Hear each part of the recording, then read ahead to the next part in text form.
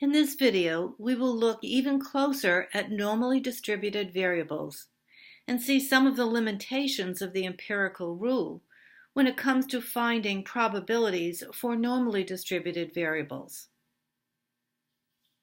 We'll talk about the concept of a z-score and how z-scores will allow us to go beyond the empirical rule.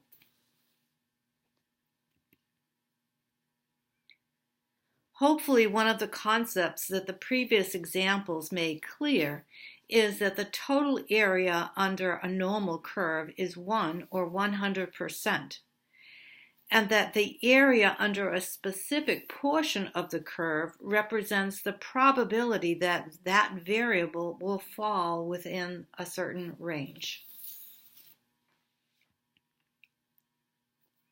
So the total area is 1 or 100%.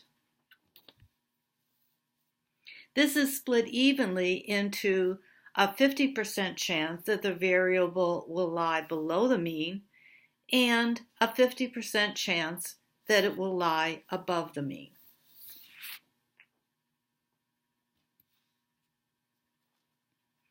Once we go beyond 3 standard deviations from the mean, the area is essentially 0, meaning that it is very unlikely an observation will be more than 3 standard deviations from the mean.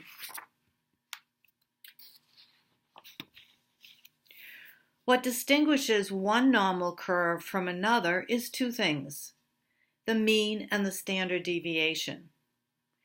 This graph displays 3 normal curves.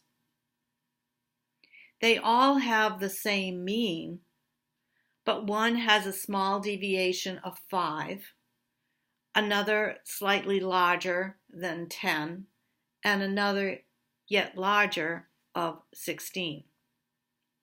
The one with the standard deviation of 16 is quite spread out. Conversely, this graph shows 3 normal curves.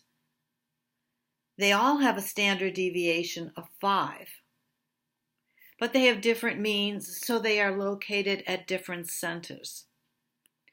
The important thing to realize is that if you change the mean or the standard deviation, you change the location and spread of the graph. It'll still be bell-shaped and have the percents as given in the empirical rule. The intent of this matching is to get you comfortable with the notion that the area under the curve corresponds to the portion of cases falling in that range. So pulse rates of college women are normally distributed with a mean of 76 and a standard deviation of 8. Which graph displays the proportion of women with a pulse rate greater than 86? I hope you picked graph B. What about less than 66? Well, 66 is less than the mean, so it must be graph A. And what does graph C represent? Well, graph C represents the boundary value the same as B, and so that it must be greater than 86. So now we introduce the concept of a z-score. The formula for a z-score is an observation minus the mean divided by the standard deviation. And what is its interpretation? It measures how many standard deviations away from the mean a particular observation is.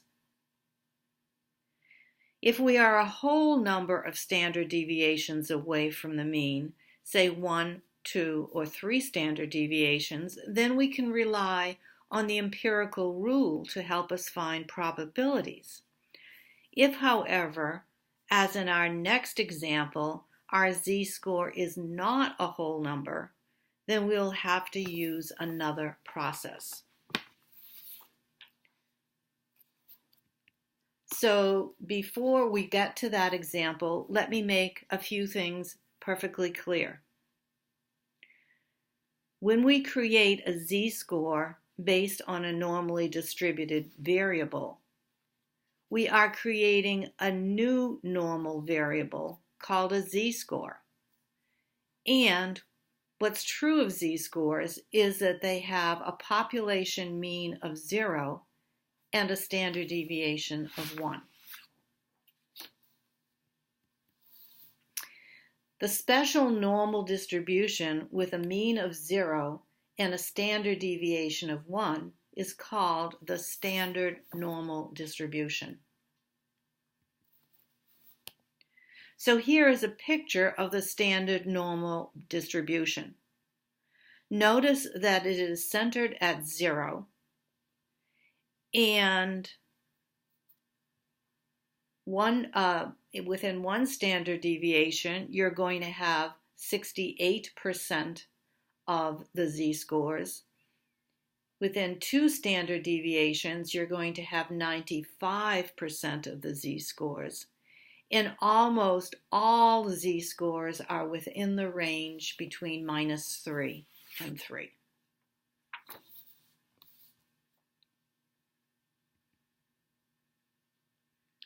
So once again, the units marked on the horizontal axis of a standard normal curve are denoted by z. They're called z-values or z-scores. And a z-value gives the number of standard deviations the observation is above or below the mean. So within plus and minus 1, there's 68% of the z-scores. -2 and 2, there is 95% of the z-scores. And -3 and 3, there's 99.7% of the z-scores.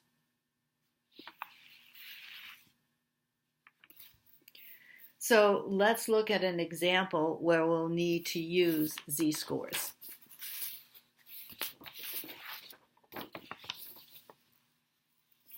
Here we are told that the pulse rates for women in their 20s are normally distributed with a mean of 76 and a standard deviation of 8.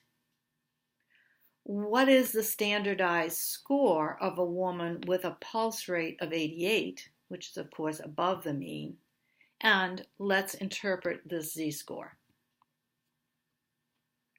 So to compute z, we're going to take the pulse rate in question, which is 88, subtract the mean, the population mean, which was given to be 76, and divide by the standard deviation, which is given to be 8. So a woman with a pulse rate of 88 has a pulse rate that is 1.5 standard deviations above the mean. We can't use the empirical rule to determine probabilities because it's not an exact number of standard deviations above the mean.